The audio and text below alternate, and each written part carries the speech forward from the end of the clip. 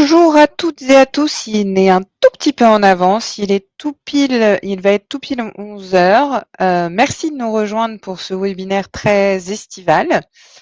Très estival d'abord parce qu'on a un temps magnifique, mais ensuite parce qu'effectivement nous sommes au mois de juillet. Alors peut-être que tout le monde n'est pas parti en vacances et si vous êtes en vacances sur la plage, eh bien bravo de vous être connectés ce matin pour ce webinaire intitulé Élaborer une charte IA efficace pour son organisation.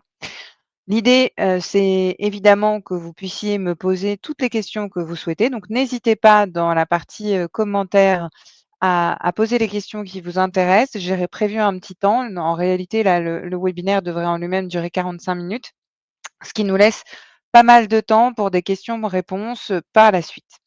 Donc peut-être très, très rapidement, hop, l'agenda de ce qu'on a prévu de voir aujourd'hui, donc une brève introduction sur ce qu'est l'intelligence artificielle et puis le contexte dans lequel on évolue aujourd'hui. Pourquoi on s'est posé la question et pourquoi est-ce qu'on a créé un webinaire sur ce sujet-là. Ensuite, les risques liés à l'usage de systèmes d'intelligence artificielle dans un cadre professionnel. L'encadrement juridique, parce que ça peut toujours être intéressant pour certains de voir un petit peu quel est l'encadrement juridique sur les SIA.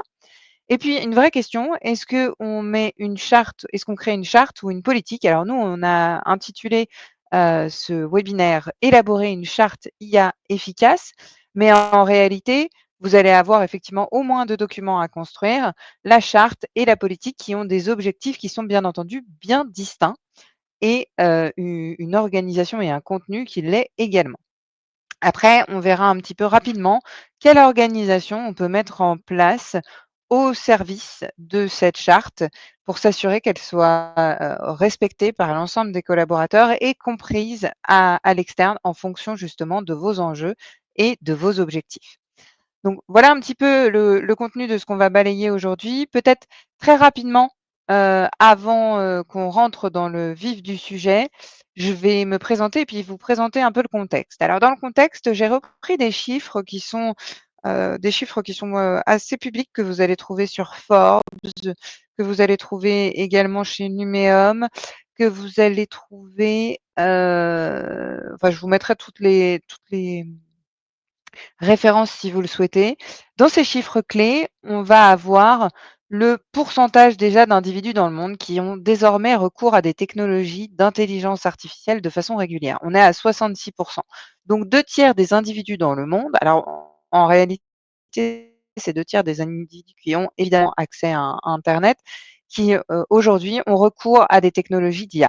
Il y a quelque temps, on n'était pas du tout sur les mêmes niveaux, on était en réalité sur des niveaux beaucoup moins importants, et par définition, ça a beaucoup changé en l'espace d'une petite année. Ensuite, vous avez 78 des organisations, donc des entreprises, qui utilisent déjà l'intelligence artificielle. Alors, on n'a pas tout à fait les mêmes chiffres en fonction des études. On a des études qui parlent de 48 d'autres d'un peu plus de 60. En réalité, ça dépend du scope géographique. Aux États-Unis, l'adhésion est encore plus rapide. Au sein de l'Union européenne, elle est en général plus rapide. En France, il y a encore quelques réticences, mais finalement, sur le début de l'année 2025, en l'espace de 6 mois, il y a un énorme retard qui a été rattrapé et beaucoup d'employés aujourd'hui utilisent l'intelligence artificielle au sein de leur organisation. Alors ce qui est assez étonnant, c'est que finalement, malgré cette adhésion et le nombre de personnes qui utilisent l'intelligence artificielle, finalement, il y a quand même toujours une certaine défiance. Dans cette défiance, on a 46, donc c'est énorme, c'est une personne sur 2, des personnes qui sont interrogées, qui déclarent faire confiance à l'IA. Ça veut dire qu'il y en a plus d'une sur 2 qui, par à contrario, ne font pas confiance à l'intelligence artificielle et pourtant l'utilisent quand même quotidiennement. Alors pour ça, il y a plein de raisons sur lesquelles on va revenir. Hem, En revanche, ce qui est intéressant à avoir en tête, c'est que vous avez un nombre d'incidents nuisibles qui ont été liés à l'intelligence artificielle qu'on considère en augmentation de plus 56. Alors si on transforme en chiffres, en fait, ça veut dire qu'on a fait x2 sur le nombre d'incidents. Alors est-ce que ça veut dire qu'en fait on les trace davantage? Est-ce que c'est lié conjoncturellement au fait qu'il y ait de plus en plus d'incidents? Enfin, ou de plus en plus de systèmes d'intelligence artificielle? par, capillarité, si j'ai plus de SIA, par définition, je vais avoir plus d'incidents? Ou est-ce que c'est tout simplement parce qu'on est, meilleur dans la détection de ces incidents? Je pense qu'il y a un combo des trois facteurs, mais en tout état de cause, on a une hausse des incidents assez intense sur, l'intelligence artificielle. Ensuite, un point intéressant et qui va forcément faire plaisir à tous vos collaborateurs, qui sont au service, marketing, 54 des consommateurs s'appuient sur de l'intelligence artificielle pour orienter leurs décisions d'achat. Alors ça peut être s'appuie de façon consciente ou inconsciente et c'est ça qui est intéressant dans ce chiffre. Ça veut dire que parfois, ils vont avoir utilisé un système d'intelligence artificielle de façon complètement consciente, c'est-à-dire qu'ils auront posé la question, par exemple, à ChatGPT, ou de façon inconsciente, c'est que ce sont les algorithmes Google qui auront fait ressortir tel et tel, site en premier et donc là, en l'occurrence, c'est totalement de façon inconsciente. On estime qu'il y a 40 des emplois et principalement ceux à col blanc qui sont exposés à l'impact de l'intelligence artificielle. Alors à l'impact, ça ne veut pas dire qu'ils vont disparaître, c'est qu'ils sont exposés à cet impact. Et enfin, et ça c'est pas un chiffre, qui est à prendre à la légère, on a un recul de 31 des offres d'emploi pour les postes qui sont considérés comme étant très exposés. Les postes juridiques étant d'ailleurs tout à fait en première ligne. Ça veut dire qu'il y a un recul d'un tiers, hein, pour tout ce qui est rapidement automatisable, avec des enjeux et des problématiques éthiques assez importantes, puisque par exemple, on estime que c'est plutôt des métiers qui sont féminins, qui sont aujourd'hui occupés par des femmes, qui sont très exposés, parce qu'en fait, ce sont souvent des tâches répétitives qui sont facilement transformables. Alors là, dans mon propos, il n'y a absolument rien, vous imaginez bien, je suis une femme moi-même, donc il n'y a absolument rien, d'antiféministe là-dedans. Il y a simplement le fait que concrètement, il y aura un impact sur l'emploi majoritairement des femmes et c'est un vrai sujet.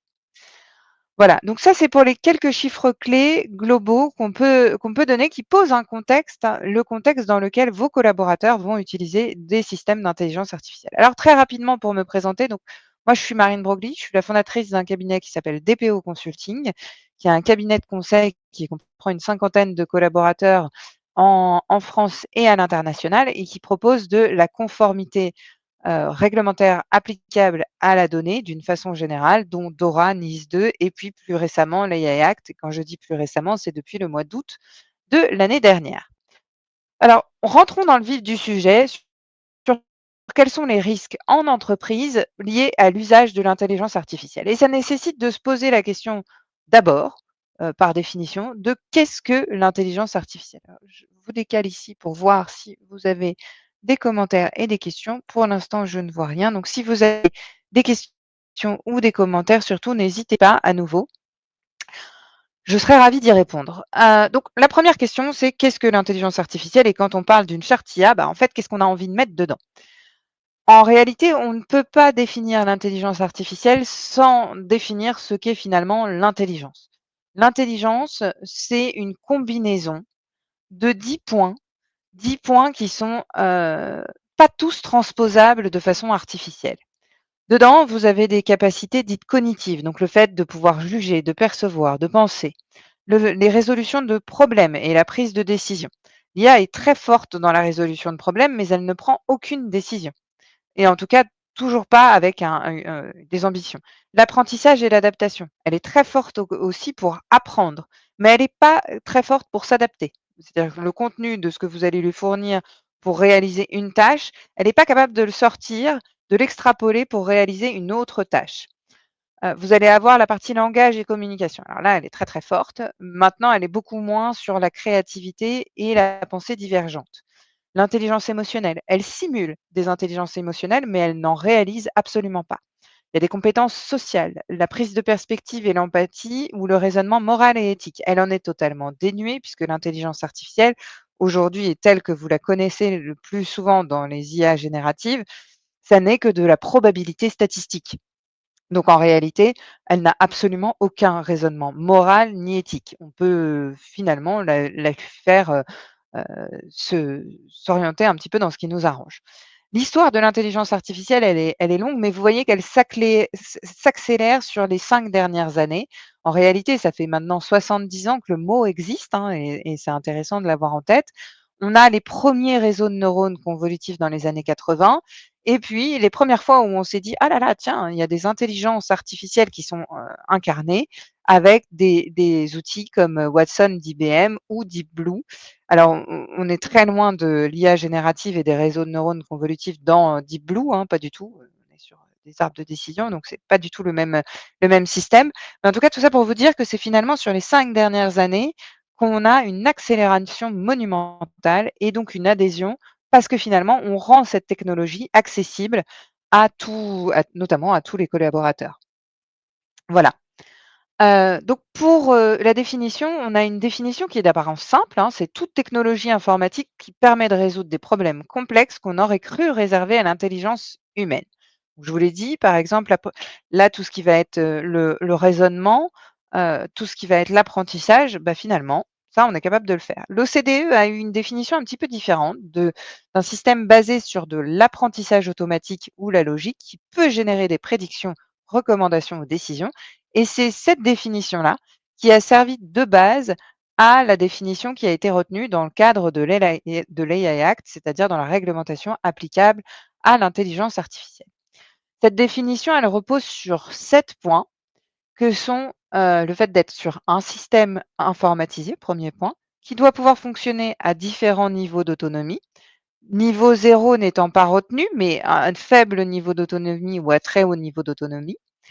Faire preuve d'une capacité d'adaptation après son déploiement, c'est-à-dire pas pendant que vous l'entraînez, mais après, et qui pour des objectifs explicites ou implicites, donc là en l'occurrence, elle doit avoir des objectifs, déduit à partir des entrées qu'il reçoit la manière de générer des sorties telles que des prédictions du contenu, des recommandations et dernier élément qui vont pouvoir influencer des environnements physiques ou virtuels.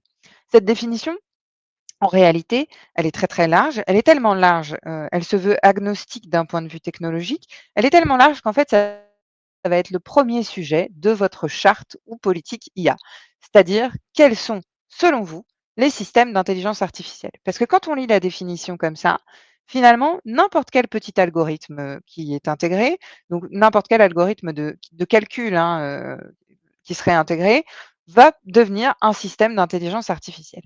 Alors, en réalité, vous allez voir que, on va pas tous les retenir et quand je dis ça, c'est qu'on a eu depuis des guidelines qui ont été produites par l'AI Office pour essayer de nous éclairer sur quels sont les systèmes qui doivent, répondre aux engagements d'un système d'intelligence artificielle au sens de l'AI Act et quels sont ceux qui ne le doivent pas.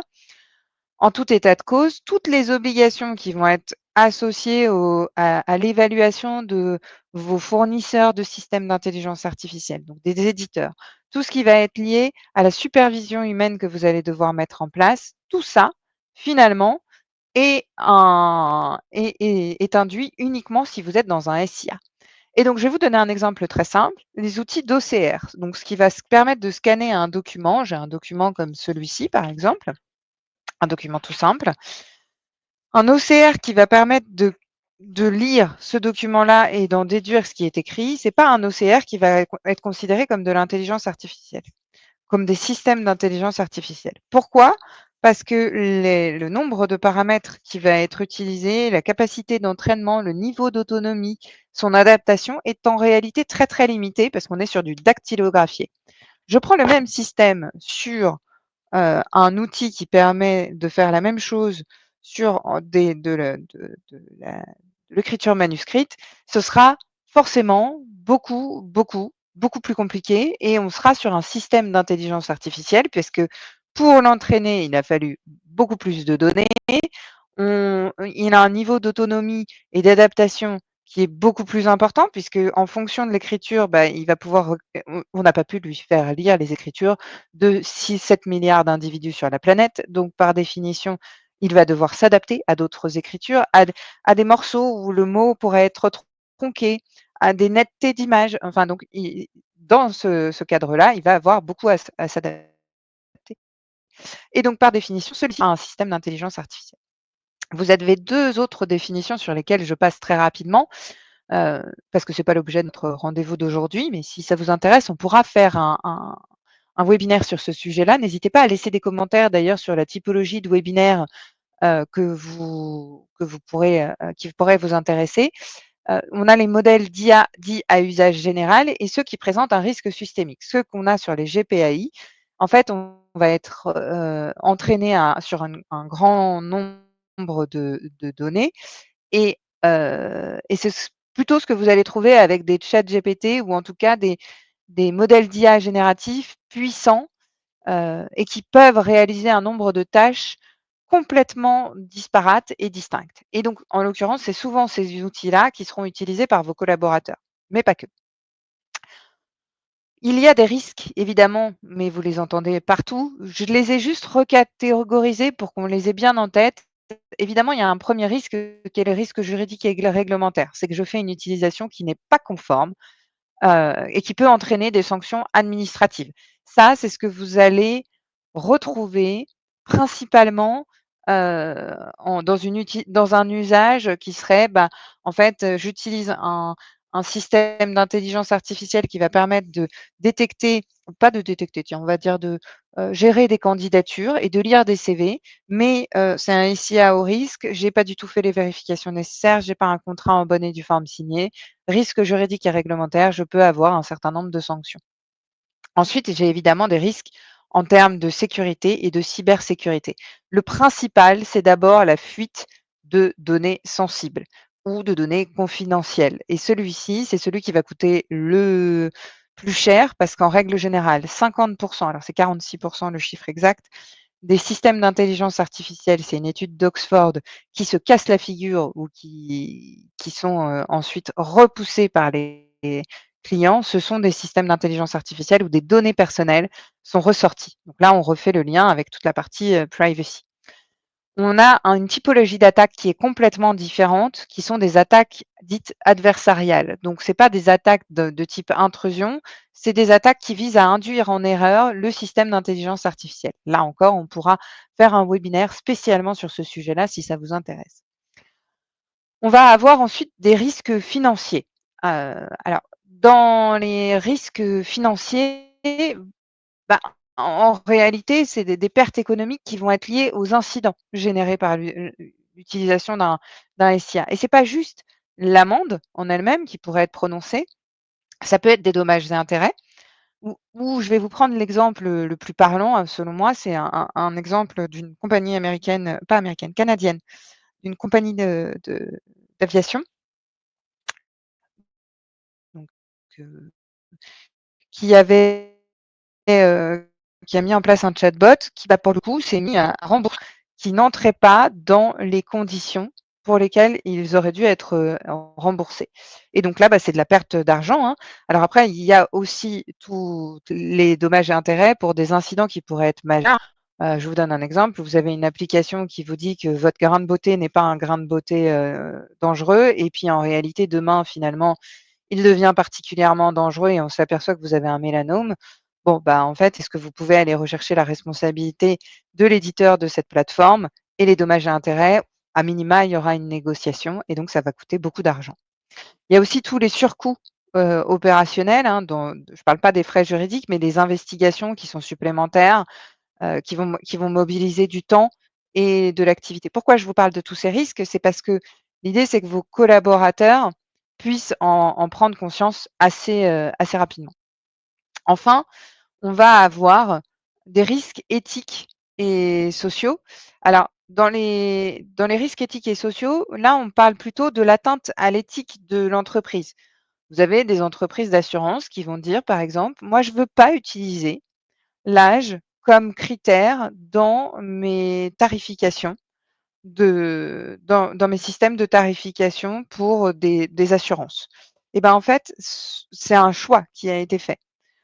Si finalement, il y a un petit malin qui s'amuse, à développer ou à utiliser un système d'intelligence artificielle et qui finalement, l'entraînant avec certaines données, entraîne crée une forme de discrimination parce qu'il l'a entraîné principalement avec des données qui montrent que bah, en réalité, les incidents de santé arrivent plutôt sur des personnes âgées, par défaut, bah, on ne va pas respecter l'éthique de l'entreprise puisqu'on va créer un système qui, lui, va permettre de faire, cette distinction et cette discrimination.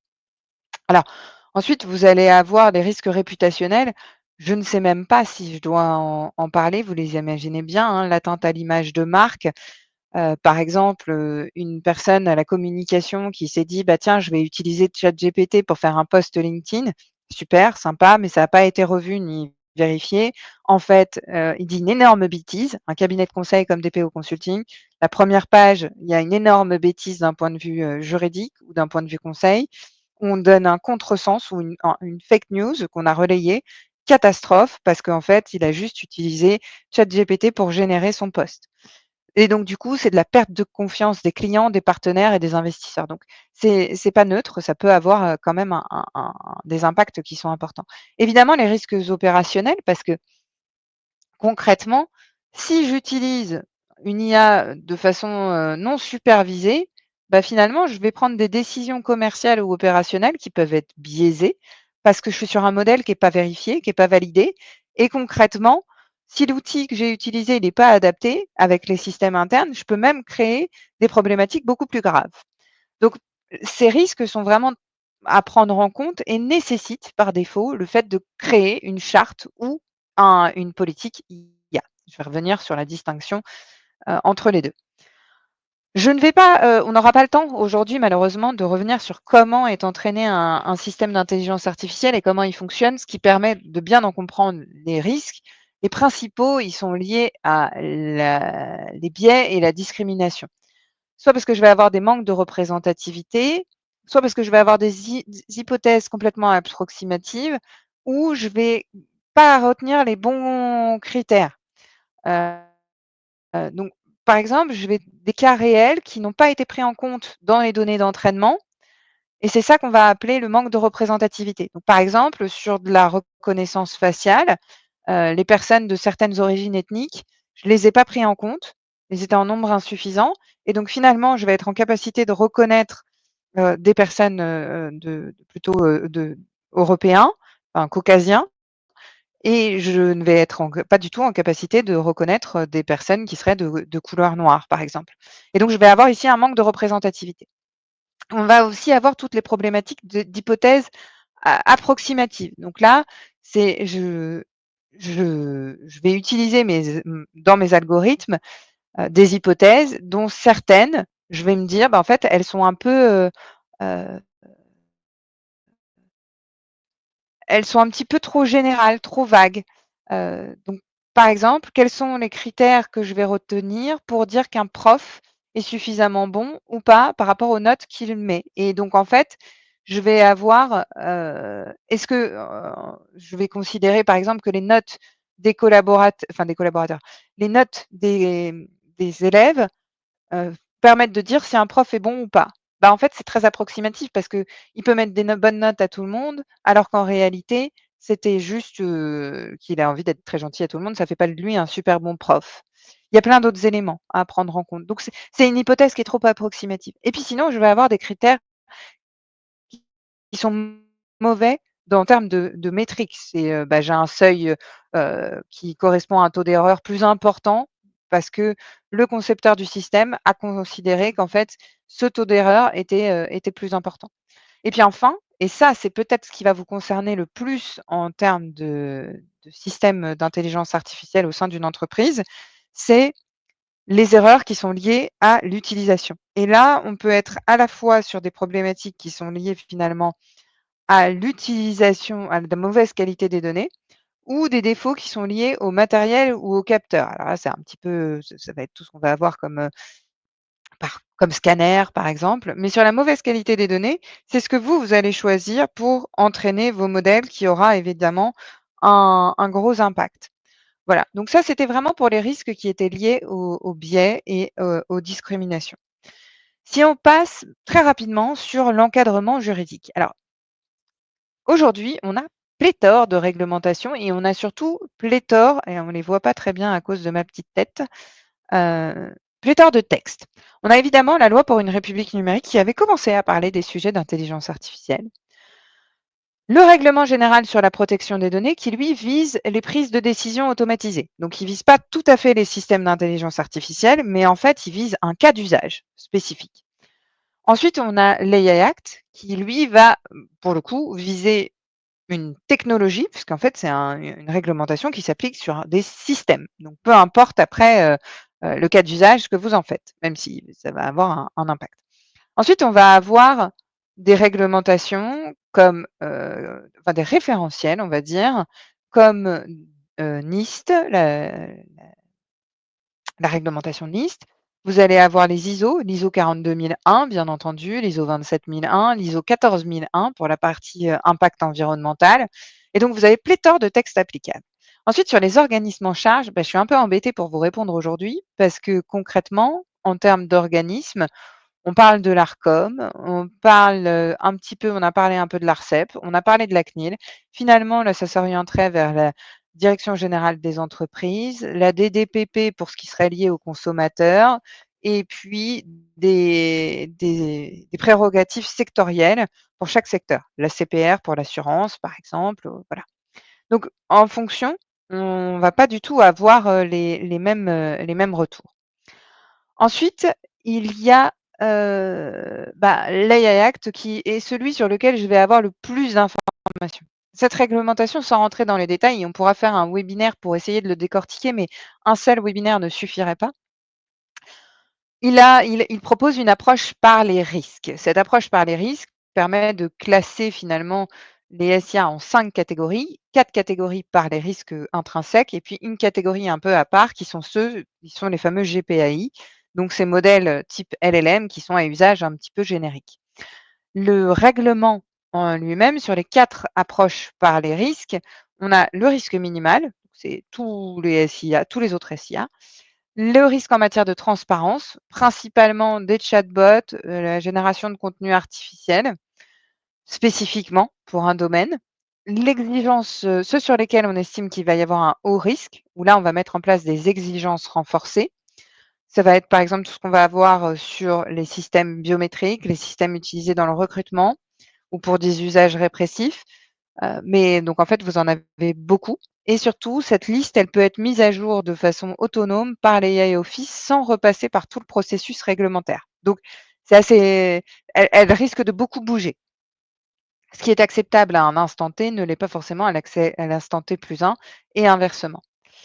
Et puis enfin, vous avez ceux sur lesquels il existe un risque inacceptable, vous n'avez pas le droit de les utiliser, c'est la notation sociale, l'exploitation de la vulnérabilité des personnes, l'identification biométrique. Concrètement, tout ce qui va rentrer dans la partie RH, éducation, données biométriques, donc vraiment des données qui peuvent être par nature perçues comme sensibles et s'il y a des DPO, qui assistent à ce webinaire, ça va vous parler. C'est principalement sur tout cela qu'on aura des exigences renforcées. En tant qu'acteur, vous n'aurez pas toujours les mêmes, obligations. Donc en tant qu'acteur, vous allez avoir différents cas où vous êtes parfois fournisseur, parfois utilisateur ou je dirais déployeur, mandataire, importateur ou distributeur. Les fournisseurs, ce sont vraiment ceux qui développent des systèmes d'intelligence artificielle pour, et qui les développent et qui les déploient sur à leur propre nom, et sur leur propre compte. Donc concrètement, tous les éditeurs aujourd'hui sont fournisseurs, quand bien même ils utilisent juste une brique de LLM qu'ils ont intégrée et qu'ils ont plus ou moins entraînée via, une API et qu'ils réutilisent. Avec des grosses problématiques, hein, quand vous allez être ce fameux éditeur-là, par exemple, vous n'avez pas idée que l'API que vous utilisez fait en sorte qu'on soit dans un système de lock-in et que concrètement, vous n'ayez pas la possibilité ensuite de récupérer ce que vous avez construit. Le jour où vous clôturez votre compte, vous perdez tout l'entraînement qui a été effectué. Donc ces API sont super sympas, mais en fait, heu, elles vous enferment pour un grand nombre d'années. Vous pouvez être ensuite utilisateur ou déployeur. C'est-à-dire qu'en fait, par exemple, une entreprise va utiliser un système pour analyser des CV ou générer des annonces, d'emploi et en fait, elle va l'utiliser. Elle l'a pas elle-même créé. Il n'est pas créé sous sa marque, mais en fait, c'est elle qui va la déployer vis-à-vis d'autres, enfin vis-à-vis des personnes qui vont ensuite candidater et là, c'est va être, j'ai envie de dire 80 des cas. Donc 80 des cas, c'est pas vous qui êtes fournisseur, vous allez être juste déployeur. Ça ne veut pas dire que vous n'avez pas d'obligation.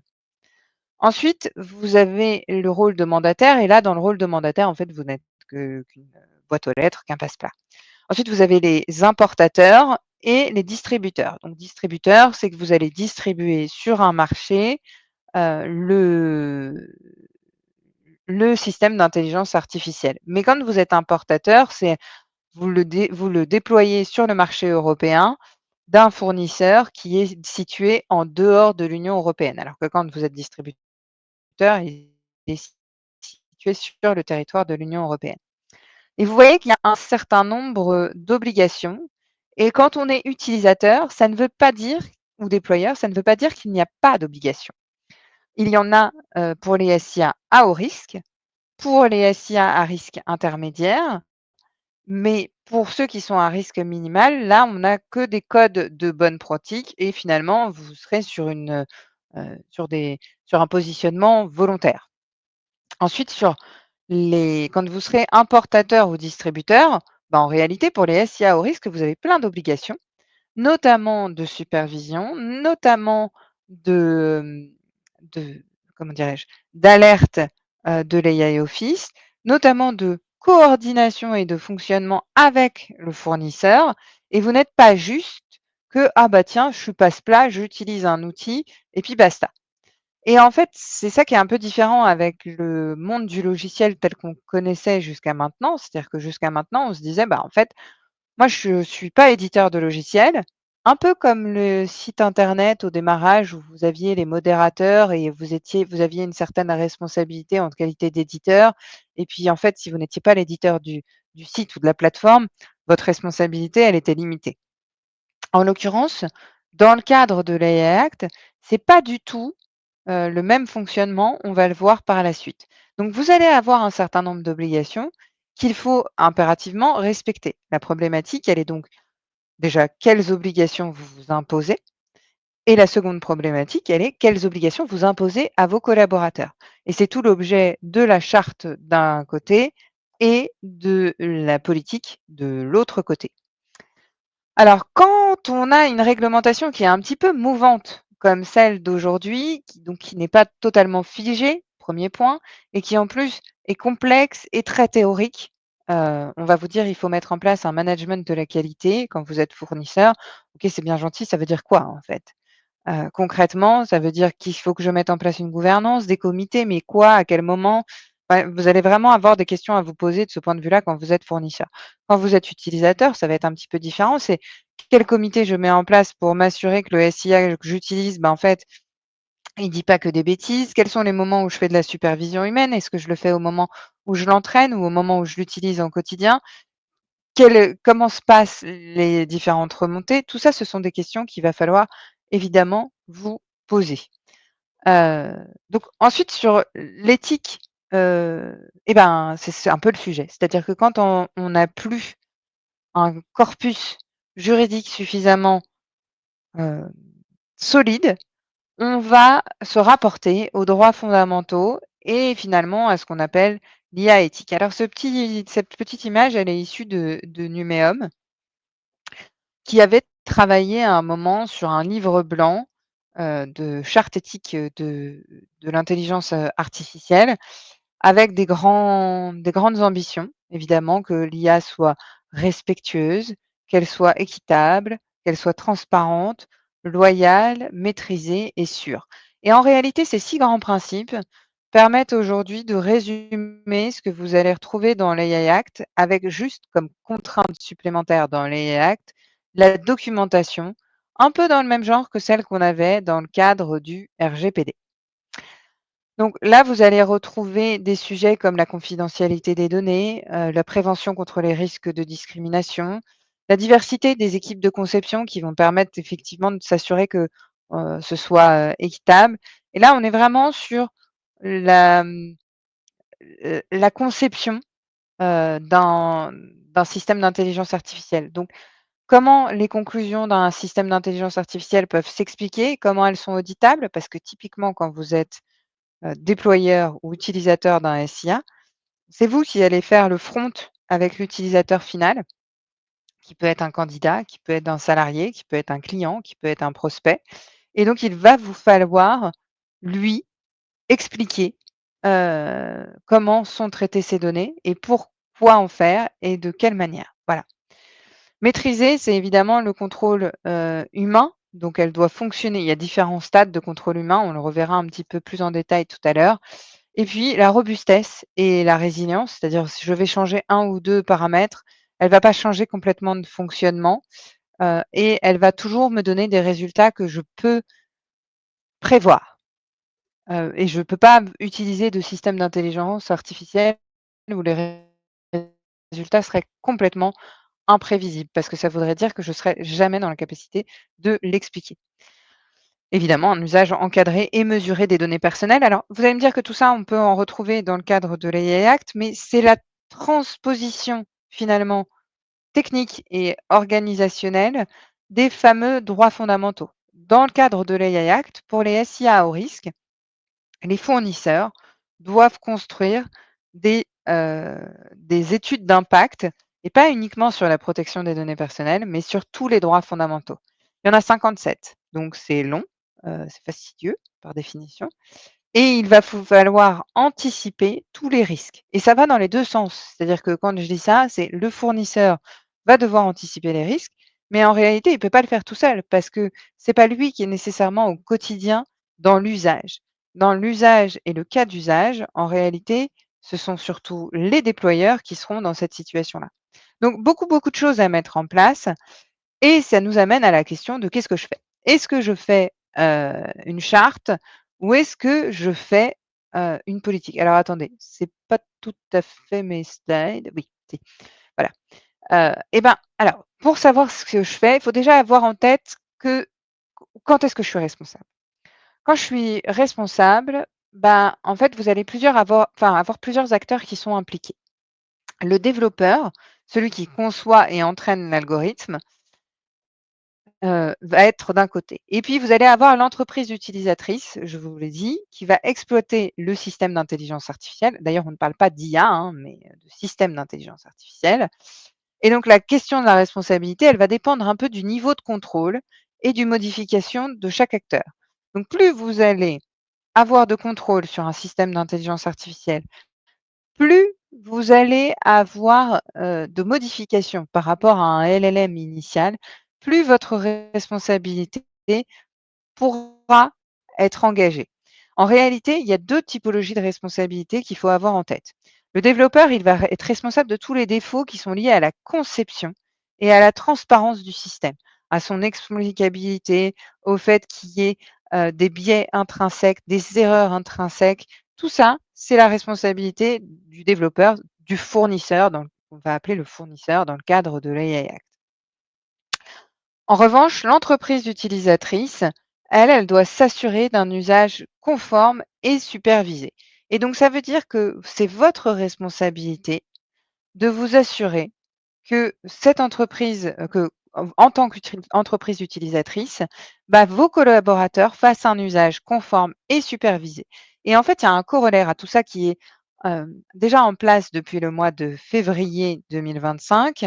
C'est le fameux article sur l'AI literacy qui est intégré dans l'AI Act, qui veut que tous les superviseurs de systèmes d'intelligence artificielle comprennent le SIA, soient capables d'interagir avec lui et soient en capacité de le, supprimer, enfin de le bypasser, et de prendre des décisions finalement à sa place. Donc il va falloir anticiper les obligations, inclure des clauses contractuelles et puis surtout avoir identifié quels sont tous les systèmes d'intelligence artificielle que vous utilisez au sein d'une entreprise. Et là, on va se retrouver face à une vraie problématique parce que concrètement, aujourd'hui, vous utilisez Zoom, vous utilisez Teams, vous utilisez maintenant, je ne sais pas, un outil de, gestion de contrat, une Contratech. Tous, intègrent des assistants IA, des modules d'intelligence artificielle. Ah bah, c'est super, c'est génial, mais en fait, personne ne s'est posé la question de comment est-ce qu'ils étaient conçus. Vous n'avez pas récupéré d'éléments sur la transparence et finalement, personne n'est formé véritablement à les utiliser au quotidien. Et c'est un vrai problème parce qu'on a cette explosion d'usage au sein de l'entreprise, mais avec des risques par lesquels je suis rentrée et dont un qui peut coûter vraiment très, très, très, très cher, c'est celui qui va être lié à des problématiques de contrefaçon ou de droit d'auteur. Juste pour rappel, et pour faire un petit rappel sur le sujet, vous allez avoir une protection des œuvres existantes. C'est-à-dire que normalement, vous n'avez pas le droit d'utiliser des systèmes d'intelligence artificielle, de les entraîner avec des œuvres qui seront protégées. Donc il va falloir, mettre en place un certain nombre de mécanismes d'opt-out et puis surtout d'anticiper et de gérer activement les droits pour tous les créateurs. Donc si vous avez créé des images, si vous ne voulez pas qu'elles soient réutilisées n'importe comment, entre les outils qui scrapent le web, entre ceux de votre entreprise, il va falloir mettre en place un certain nombre de cadres. Idem sur les droits qui sont contenus des contenus qui sont générés par l'IA. Tout le monde se dit: «Ah ouais, c'est super, j'ai créé ça appartient à la boîte». Pas du tout, pas du tout, du tout, du tout. Parce qu'en fait, on va considérer qu'il y ait un apport humain substantiel pour bénéficier de la protection du droit d'auteur. Donc tous les contenus qui seraient générés par IA de façon intégrale, en réalité, il y a un risque qui tombe dans le domaine public. Donc c'est super, mais si vous faites un livre blanc à partir d'un système d'intelligence artificielle, que vous le mettez à disposition en ligne, bah, en réalité, vous pouvez même pas le protéger. Alors vous allez me dire: «En fait, je peux utiliser ma marque, je vais avoir des trucs où on va voir ma marque». Bon, peut-être, mais en tout état de cause, ça ne suffira pas, à protéger. Disons que ça va vous protéger pour le document final, mais ça ne va pas protéger le contenu qui, lui, sera réutilisable. Donc ça peut être quand même, très très embêtant. Évidemment, vous allez avoir une espèce de concurrence et là, je ne parle pas de tout l'enjeu RH qu'il va y avoir derrière, parce que concrètement, vous allez avoir petit à petit un une distinction qui va s'opérer entre les collaborateurs qui utilisent de l'intelligence artificielle et qui sont donc de plus en plus performants. Quand je dis plus en plus performants, pour une société comme la mienne, ils vont gérer de plus en plus de clients, ils vont aller plus vite sur certaines tâches et donc en fait, bah, ils sont de plus en plus performants et donc ceux-là vont avoir des primes, par exemple, ou vont pouvoir monter, en hiérarchie et à l'inverse, des collaborateurs qui sont moins performants, mais parce qu'en réalité, ils ont de l'appréhension, ils ne savent pas utiliser les systèmes d'intelligence artificielle. Donc vous allez aussi au-devant de vrais sujets, de clash d'un point de vue droit social avec, des impacts économiques qui peuvent être, assez importants. Alors c'est pas tout à fait ce dont on parlait ici puisqu'on était sur les impacts économiques et les nouveaux modèles dans le cadre des logiciels, mais il me semble important de faire le lien quand même parce que c'est un sujet qui sera, nécessaire. Enfin, en tout cas, qu'il faut que vous ayez en tête. Donc, l'important, ça va être de distinguer la charte de la politique. Alors, tout le monde nous demande des chartes IA, c'est pas tout à fait la même chose qu'une politique.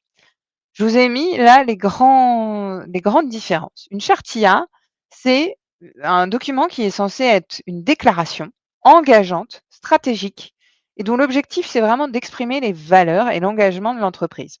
Donc la cible, finalement, elle n'est pas interne, c'est toutes les parties prenantes internes, mais aussi les externes, les partenaires, les investisseurs. Et là, je vais y mettre dedans les principes éthiques, les valeurs fondamentales que je veux défendre et mes grands engagements. Je vais être très claire. Entre l'Asie du Sud-Est, l'Union européenne, l'Amérique du Sud et les États-Unis, on n'a pas du tout. Même si vous allez me dire, on a des obédiences culturelles qui peuvent être similaires. On a une culture qui est de plus en plus similaire, un peu, anglo-saxonne. En réalité, notre système de valeurs est pas du tout le même et donc ce qui est valable d'un point de vue éthique aux États-Unis ne l'est pas en Australie et ne le serait pas, par exemple, non plus en Corée.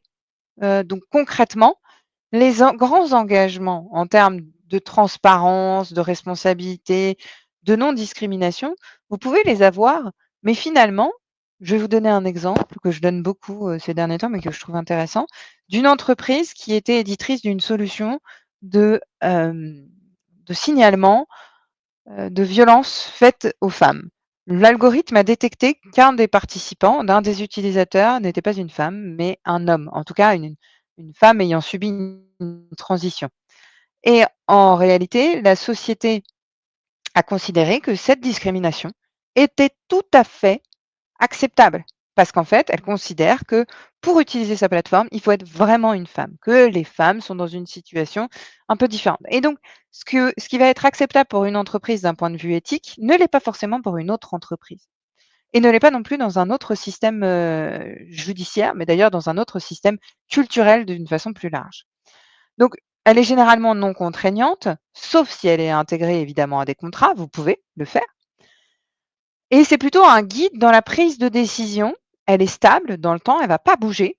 J'ai fait des mises à jour qui seront vraiment occasionnelles et l'objectif, c'est que le document soit assez synthétique. Les grands groupes aujourd'hui font des documents qui sont en fait avec une douzaine de grands principes, entre 10, 12 grands principes en fonction de ce qu'ils veulent défendre et ils les déclinent un petit peu.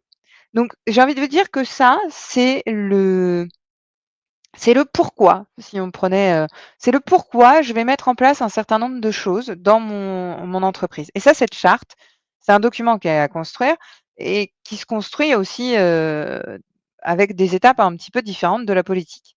Je vais revenir dessus juste après. Ensuite, vous avez la politique et la politique, elle est un petit peu différente puisque l'objectif, c'est qu'elle soit normative, elle est opérationnelle, elle est contraignante et surtout, elle est opposable à vos collaborateurs. Donc votre cible, ce sont les internes, les équipes techniques, les opérationnels, les superviseurs de SIA. Et là, on va définir les règles, les responsabilités, les processus qui sont internes à l'entreprise.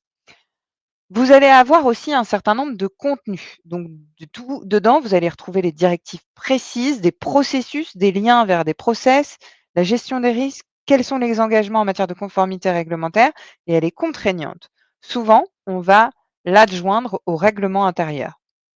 Elle va définir concrètement comment les principes et les règles ils doivent être mis en œuvre et elle doit s'actualiser de façon régulière.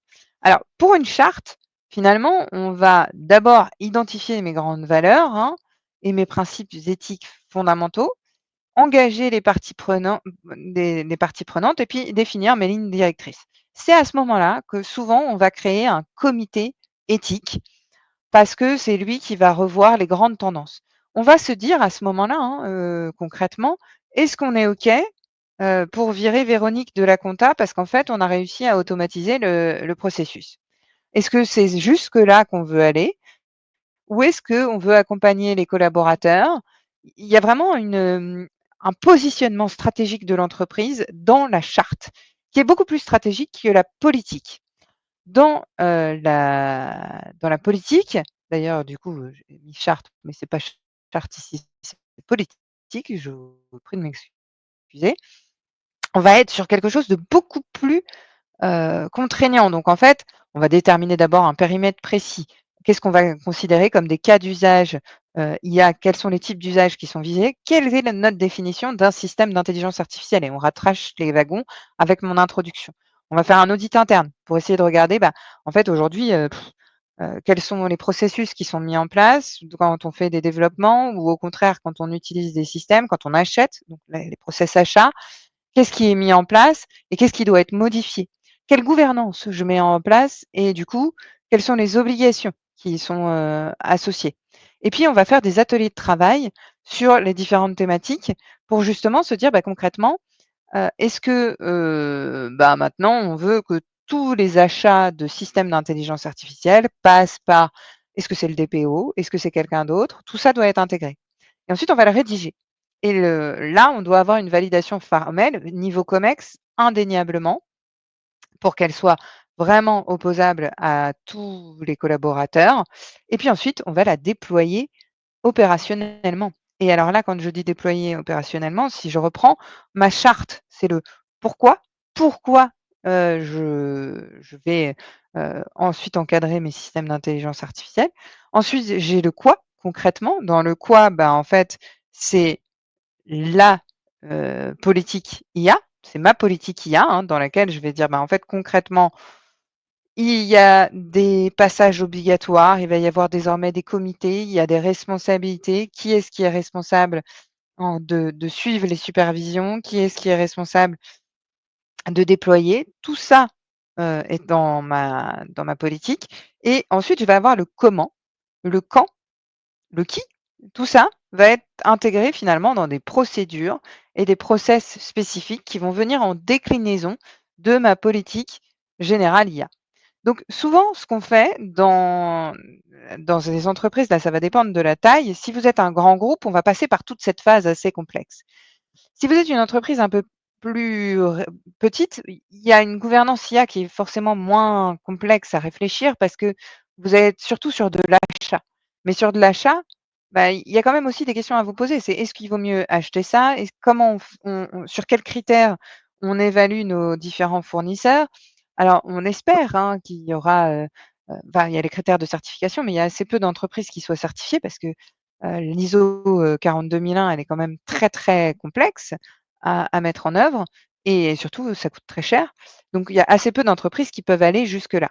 Donc aujourd'hui, ça ne sera pas l'élément qui va vous permettre de différencier, une structure d'une autre, pardon. Mais en fait, il va quand même falloir vous organiser pour identifier vos SIA et vous dire: «OK, qui fait quoi? Qu'est-ce qui se passe s'il y a un incident? Qu'est-ce qui se passe s'il y a plein d'erreurs? Qui est-ce qui va réévaluer?» Comment on s'organise sur tous ces sujets? Je vais y revenir dans le dernier point qui sera l'organisation. Là, je vous ai mis les grands thèmes qu'on met souvent dans une politique IA. Donc, il y a évidemment la gouvernance et les responsabilités, sécurité et gestion des risques, les processus d'autorisation et de validation. Bah, en fait, qui est-ce qui doit passer par telle et telle autorisation et qui est-ce qui doit passer par telle et telle validation. Concrètement, est-ce que les communications peuvent être générées par ChatGPT et être publiées sur les sites institutionnels de l'entreprise sans passer par un système de validation préalable? Je n'ai pas la réponse, ça dépend de votre organisation, mais c'est, c'est un des sujets qui devra être soulevé. Est-ce qu'on autorise ChatGPT pour tous les sujets? Est-ce qu'ils doivent faire un certain nombre d'actions en amont? Tout ça, ce sont des sujets qu'il faudra, vous poser des questions qu'il faudra vous poser. Ensuite, il y a toute la documentation et traçabilité, la gestion des incidents, la transparence et l'explicabilité. Est-ce que vous voulez des SIA qui ne soient pas explicables? Comment vous voulez les imposer à vos fournisseurs éventuels?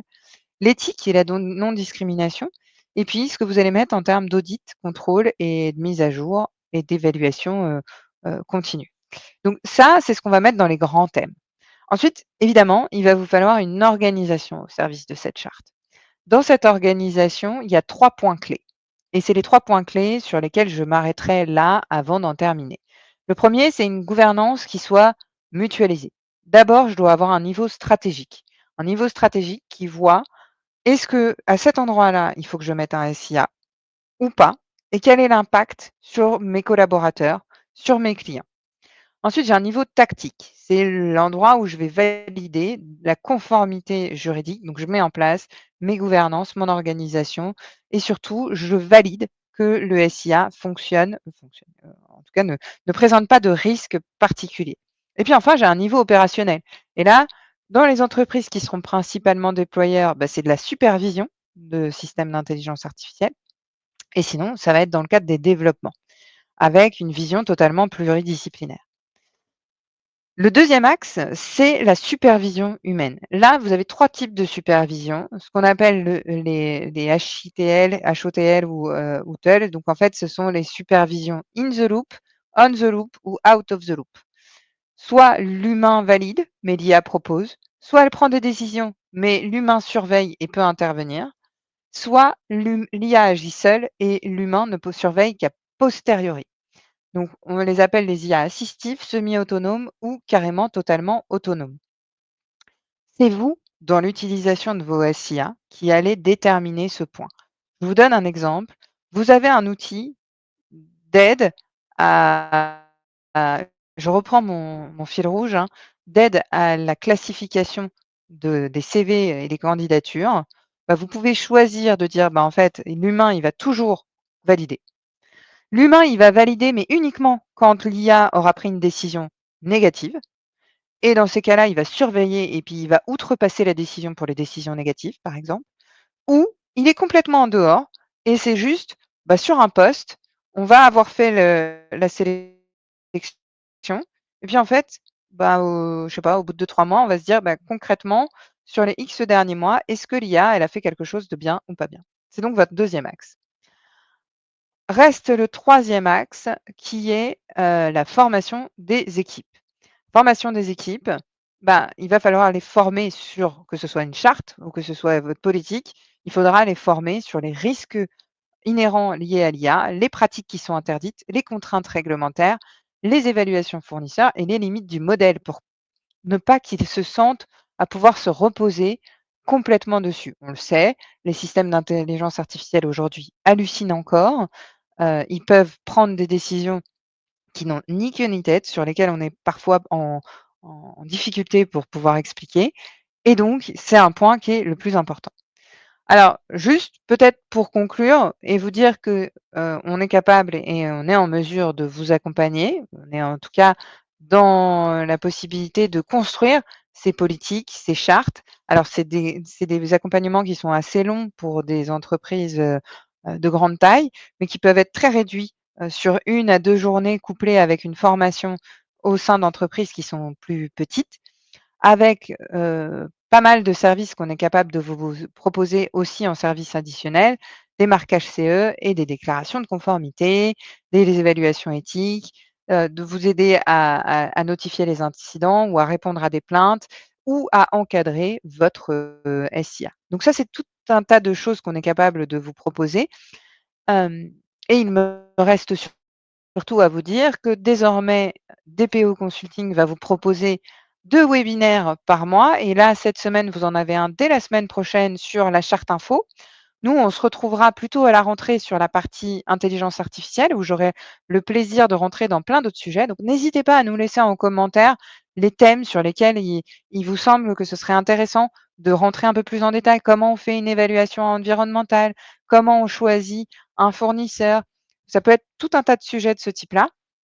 Surtout, laissez-nous en commentaire vos idées et on sera ravis. Moi, je reste là 2-3 minutes, si vous avez des questions.